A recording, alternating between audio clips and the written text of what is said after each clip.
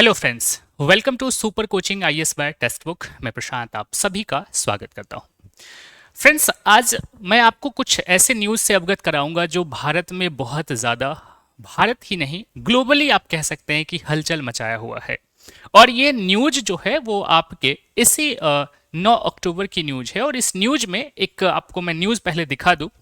News में है कि बिजनेस लाइन का ये न्यूज़ है आपका, PMO gets into act in satellite spectrum row of Musk and Ambani. मतलब मस्क और अंबानी का जो सैटेलाइट स्पेक्ट्रम का जो विवाद है, इसके विरोध की ये जो विवाद चल रही हैं इन दोनों में, इसके कारण पीएमओ को अब हस्तक्षेप करना पड़ा। और पीएमओ जो है वो हरकत में आ गई। हस्तक्षेप करने का मतलब क्या है? क्योंकि आप जानते हैं कि अभी जितनी भी इंटरनेट की हम सुविधा अभी प्राप्त कर रहे हैं, वो उसके लिए आपके स्पेक्ट्रम की ऑक्शन होती है, नीलामी होती है, और हर कंपनी बोली लगाती है और बोली लगाने के बाद उसको प्राप्त करती है। जिसमें अगर मैं बात करूं, पिछले साल आप देखे होंगे कि इसी में अभी नीलामी हुई थी, जिसमें सबसे ज़्यादा बोली लगाने वाली जो कंपनी थी वो 88,000 करोड़ की अगर बात करते हैं तो उसमें जियो नंबर 1 पर थी। फिर दूसरे पर 43,000 करोड़ पर आई थी। फिर तीसरे पर 18,000 करोड़ पे अन्य और भी कंपनियां इसमें शामिल थी जो टेलीकम्युनिकेशन के सेक्टर में हैं। इसी प्रकार अब बात आ रही है जो स्पेक्ट्रम है उसके आवंटन को लेकर। आवंटन की इसे एलोकेट जो किया जाएगा वो उसके किस आधार पर किया जाएगा, उससे संबंधित अभी ये विवाद चल रहा है।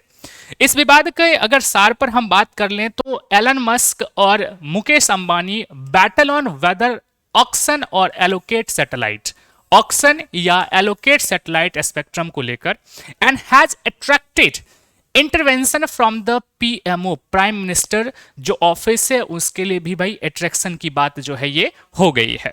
यहीं पर फ्रेंड्स अगर हम चर्चा कर लेते हैं कि ये क्या था, यानी कि एक बिजनेस लाइन के न्यूज के अकॉर्डिंग कहा जाता है पीएमओ में ये बात कही जा रही है, कुछ मीटिंग अभी चल रही है अंडरस्टैंड द, इसके लिए खास करके समझने के लिए कि जो लोक एलोकेशन है, मेथड जो है, यानी कि जो स्पेक्ट्रम का आवंटन किया जा रहा है उस मेथड में क्या ऑक्शन जो है वो सही है या नहीं है। क्या नीलामी जो स्पेक्ट्रम की जा रही है या अभी करने वाली, अगर भारत अगर सोच रही है, इस पर विचार की जा रही है, तो क्या ये बात सही है? हालांकि ये बात अभी से नहीं चल रही है। ये नीलामी की बातें अगर हम बात करें तो ये अभी से नहीं चल रही है।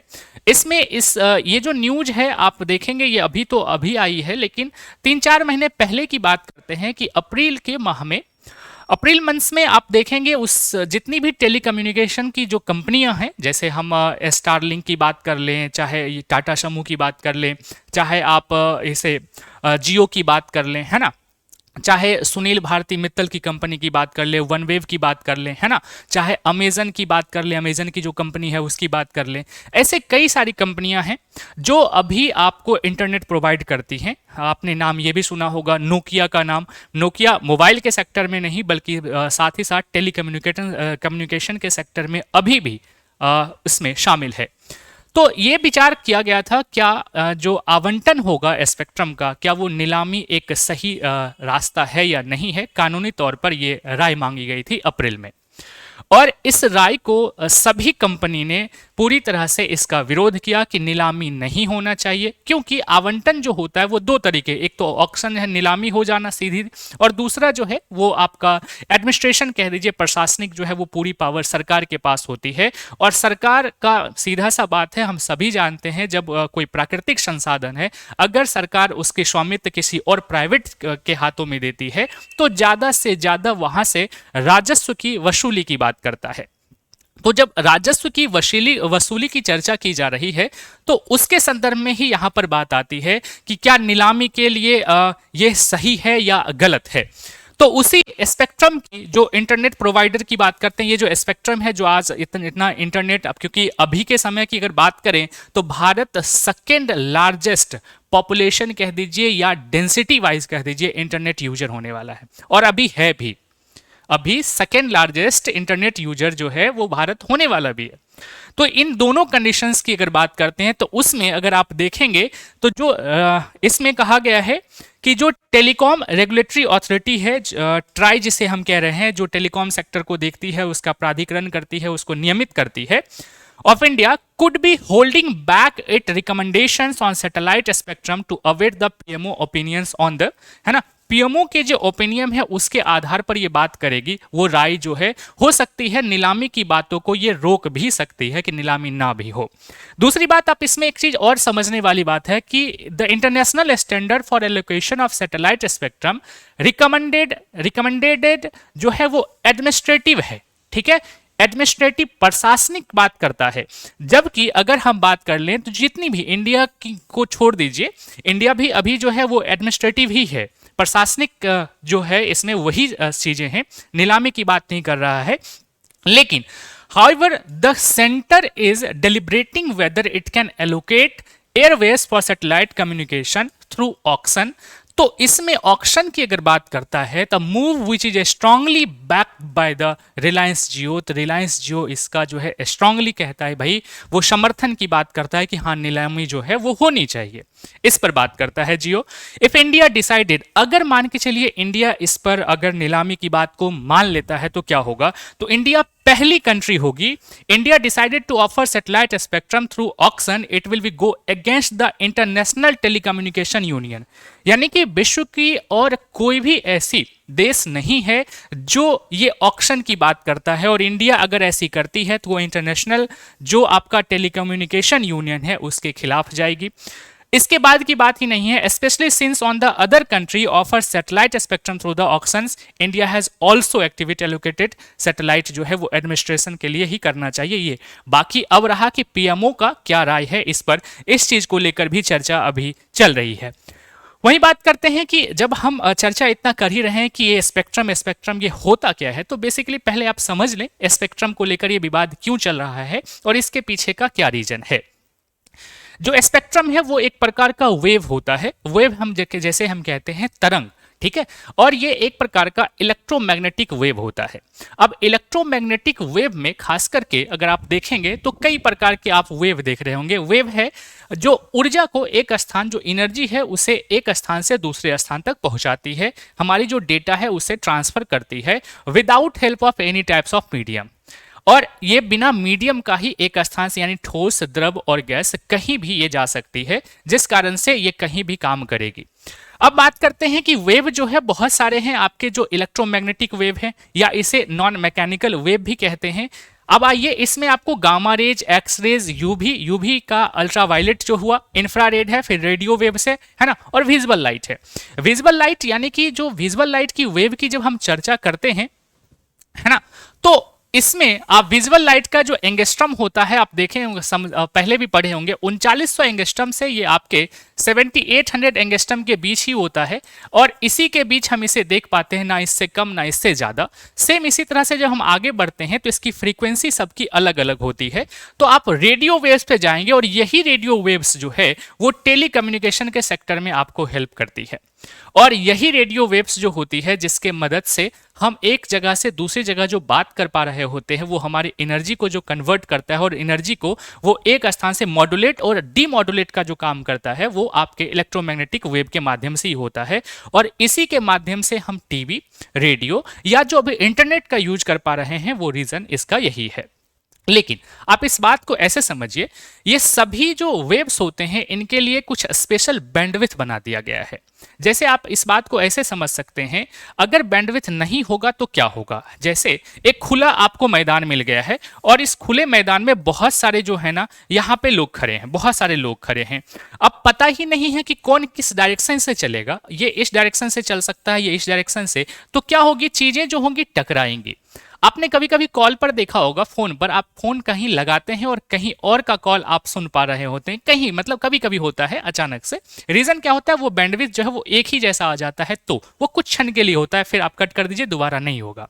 तो इसके लिए क्या किया गया है, जो फ्रीक्वेंसी है उसके रेंज, जो बैंडविड्थ है उसे डिवाइड कर दिया गया, एक प्रकार से कॉरिडोर जैसा उसे बना दिया गया कि भाई इसका एक रेंज होगा, और उस रेंज को डिवाइड करके सबको बांट दिया गया, और उसी बैंडविड्थ की नीलामी होती है है ना। जैसे आप मान के चलिए आप रेडियो यूज करते हैं, तो आप क्या करते हैं, 98.3 एफएम जो होगा वो रेडियो मिर्ची होगा, 92.5 जो होगा, ऐसे करके सबका, क्योंकि आप जो उस फ्रीक्वेंसी पर आप लेके जाएंगे उसी फ्रीक्वेंसी पर वो आपका जो चैनल है वो चलेगा। तो वो क्या है, बैंडविड्थ है, और उसी बैंडविड्थ की नीलामी की जाती है। तो सेम आप समझना है, स्पेक्ट्रम की बात करते हैं और वही स्पेक्ट्रम धीरे धीरे धीरे चीजों को लेकर चल रही होती है।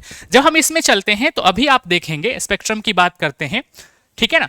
तो इस स्पेक्ट्रम में आपको कई सारी चीजें देखने को मिलेगी। अभी सैटेलाइट की बात करते हैं, ये सैटेलाइट के द्वारा अभी जो हम नेटवर्क यूज करते हैं वो हमारा नेटवर्क क्या, तो आप देखे होंगे जो बहुत सारी छोटी छोटी सी ये टावर होती हैं और टावर के हेल्प से हम जो है इसे कर पाते हैं। लेकिन यहां पर स्पेक्ट्रम की बात किया जा रहा है, तो स्पेक्ट्रम वाला जो सैटेलाइट है, इसका सैटेलाइट इंटरनेट की अगर बात करते हैं तो ये इंटरनेट आपका इसमें इससे कोई मतलब नहीं है। और दूसरी चीज, इसका जब हम यूज कर रहे होते हैं भारत में, अभी आपको पता है कि हर जगह ये कहा गया है, चाहे वो रूरल हो चाहे वो अर्बन एरिया हो, हर जगह इंटरनेट की पहुंच होगी, है ना। डिजिटल इंडिया की बात कर रहा है भारत। अभी ऐसे चीजों में टेलीकम्युनिकेशन हर इलाके तक पहुंचाने की बात भारत कर रहा है। बात बिल्कुल सही है, लेकिन क्या ऐसे पॉसिबल हो सकता है? क्या हमारी जो खर्च हैं, हम अगर हर इलाके तक क्या फाइबर जो है उसे पहुंचाया जा सकता है? मान के चलिए हमने जो फाइबर है उसको पहुंचा भी दिया, लेकिन उस इलाके का डेंसिटी ही नहीं है, 10-12 हजार का इलाका है, लोग वहां जनसंख्या यूजर ही बहुत कम है, तो ले जाने का खर्च ही इतना ज्यादा हो जाएगा, जो कि ये अमूमन सही नहीं है। लेकिन अगर जो हमारा सैटेलाइट के माध्यम से इंटरनेट होगा, इंटरनेट सैटेलाइट का मतलब कि जैसे आप फोन जो यूज करते हैं वो टावर के जैसे जो है, टावर आपका होता है आपके इलाके में, तब आप यूज कर पाते हैं, तब डेटा आप यूज कर पाते हैं।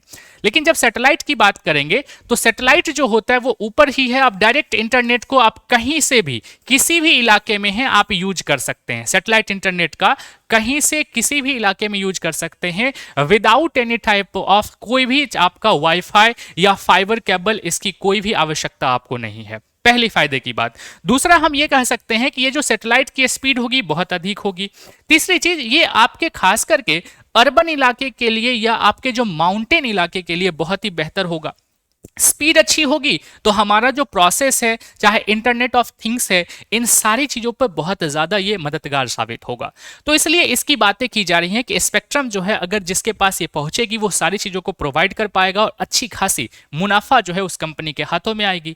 तो जो जियो है, अभी जियो की अगर बात कर लें तो पूरे भारत में आप देखेंगे तो जियो जो है 52% के, एक एवरेज डेटा के 52% में जियो जो है डेटा जो है सर्विस प्रोवाइड करता है। तो एक बहुत ज्यादा बड़ी जनसंख्या को ये कवर करता है। तो जियो इसके लिए कह रहा है कि चलो भाई हम इसमें इसका समर्थन करते हैं, नीलामी का, है ना। जो आपका इंटरनेट सैटेलाइट है इसके माध्यम से हम लोगों के बहुत ज्यादा करीब पहुंच सकते हैं, और इसका हम एप्लीकेशन की बात करें तो बहुत सारे सेक्टर में आपको इसका ज्यादा से ज्यादा फायदा मिल सकता है। आप यूं ऐसे समझ लीजिए कि जैसे कि आप मतलब भी इंडिया क्या कर रही है, ड्रोन सिस्टम को बहुत ज़्यादा लागू कर रही है, ड्रोन को हर सेक्टर में लाने की कोशिश कर रही है, और इंडिया खास करके ड्रोन का हब बनने की कोशिश कर रही है, ड्रोन मैन्युफैक्चर का हब बनने की कोशिश कर रही है। मान के चलिए कि जहां अगर हम बात करते हैं, जैसे आप छोटी सी बात कर लीजिए, हम जोमेटो स्विगी की बात कर ले रहे हैं, तो अभी उसके लिए क्या करते हैं, किसी व्यक्ति को हम उसे डिलीवर करने के लिए हम उसे बाइक देते हैं, सारी चीज़ देते हैं, फिर जाकर वो करता है। लेकिन ड्रोन के माध्यम से अगर इंटरनेट स्पीड अच्छी है तो ड्रोन के माध्यम से आपके घर अगर 5 किलोमीटर में है तो ड्रोन आपको लोकेट करेगा और आपके घर तक पहुंचा देगा। लेकिन आप समझ लीजिए अगर इंटरनेट स्पीड वहां अच्छी नहीं रहेगी तो हो सकता है वो आपके घर पे नहीं जाकर उससे पहले ही वो किसी और के घर पे जाकर छोड़ दे, तो ये तो दिक्कत हो जाएगी। तो ये सारी जो चीजें हैं वो डेवलप तभी हो पाएंगी जब हमारे पास इस तरह के जो सुविधाएं हैं, जो टेक्नोलॉजी है वो हमारे पास हो पाएंगी। तो ये सारी सुविधा इसके अंतर्गत आ सकती है। दूसरी चीज हम बात करते हैं एआई की, आर्टिफिशियल इंटेलिजेंस की। हम बात करते हैं इसकी मेडिकल सेक्टर में, यानी कि जो हम ऑपरेशन करते हैं, सर्जरी करते हैं, अगर रोबोट का इंटरनेट कनेक्शन के साथ अच्छे से कनेक्शन होगा तभी तो वो सारी चीजें अच्छे से काम कर पाएगा। आपने कभी ऐसा भी देखा होगा जब आप गूगल मैप के सहारे चलते हैं, अपने परिवहन कोई भी आप अपना जो भी ट्रांसपोर्ट सिस्टम यूज करते हैं, चाहे बाइक हो चाहे 4 व्हीलर हो, तो आपने देखा होगा कभी कभी जैसे दिल्ली जैसे डेंस इलाकों में, तो आपने ऐसा भी देखा होगा कि गली आपके जाने से पहले ही मोड़ आ जाती है, ये भी आपने देखा होगा। मतलब जब तक गूगल आपको बताएगी कि आगे आपको लेफ्ट लेना है, आप उस गली को क्रॉस कर जाते हैं। रीजन क्या है? क्योंकि वहां पर लो फ्रीक्वेंसी होती है। और लो फ्रीक्वेंसी और हाई फ्रीक्वेंसी का क्या मतलब हुआ? लो फ्रीक्वेंसी जो होती है वो लो डेटा को ट्रांसफर करती है मतलब, और जो हाई फ्रीक्वेंसी है वो कम समय में डेटा को पहुंचाती है। तो लो फ्रीक्वेंसी वाले जो है वो लेट आपको इंफॉर्मेशन देगी, जो हाई फ्रीक्वेंसी वाली वो जल्दी से आपको डेटा जो है ट्रांसफर कर देंगे, जिससे आप सही समय पर अपने काम को कर सकते हैं। तो ये सारी गुणवत्ता कह दीजिए, सारी जो एप्लीकेशन है वो आपके इसके अंतर्गत देखने को मिलेगा। हालांकि 5G अभी आप जान रहे हैं कि लगभग 13 स्टेट में एक बार में 13 स्थानों पर जो है भारत ने लॉन्च भी किया है, और 5G बहुत अच्छी चल भी रही है। और वहां तक तो छोड़िए, हमने जब नोकिया का नाम लिया है, जो आप ये सुन रहे होंगे कि नोकिया भी मोबाइल बंद हो गई है, तो शायद आप गलत हैं। नोकिया टेलीकम्युनिकेशन के सेक्टर में 6G की बात कर रहा है, जो कि जापान के साथ मिलकर काम कर रहा है। तो इतनी सारी चीजें जो है वो कर रहा है। लेकिन अब चर्चा इसमें किसके लिए था? तो भैया यहाँ पे अंबानी और मस्क के बीच में चर्चा थी। तो ये चर्चा बस इसको लेकर है कि भाई नीलामी होनी चाहिए या नहीं होनी चाहिए। तो सारी कंपनी एक साथ हो गई है कि नीलामी नहीं होनी चाहिए, क्योंकि अगर नीलामी होती है तो किसी प्राइवेट सेक्टर के हाथ में पहुंचेगा और वो पूरी तरह से कवर करेगा, दूसरे कंपनी को उसका जो मुनाफा है वो उतने अच्छे तरीके से कवर नहीं कर पाएगा। हालांकि इसकी नजर केवल एक कंपनी की नहीं, बहुत सारी इंटरनेशनल कंपनी की भी है, क्योंकि भारत जो है वो बहुत बड़ा बाजार है। खास करके चाहे इंटरनेट हो जाए या किसी भी सेक्टर की बात करते हैं, क्योंकि पॉपुलेशन सबसे अधिक ज्यादा मात्रा में भारत में है, तो ये बाजार एक बहुत बड़ा मार्केट है। तो जिसमें जियो का जो मालिक है उनका कहना है, ये अंबानी साहब का, कि भाई इसमें जो move which strongly backed by the Reliance Jio, auction के लिए स्ट्रांगली बैक्ड की बात ये कहते हैं। तो यही विवाद अभी इन दोनों के बीच में चल रहा है, खास करके टेलीकॉम के सेक्टर को लेकर चले तो इस बात का ख्याल रखना है। यही आज का जो न्यूज रहा, जो कि गतिरोध जो है ये इन दोनों के बीच में रहा था। तो चलिए आज के लिए बस इतना ही, फिर मिलते हैं अगले सेशन में। तब तक के लिए नमस्कार, थैंक यू।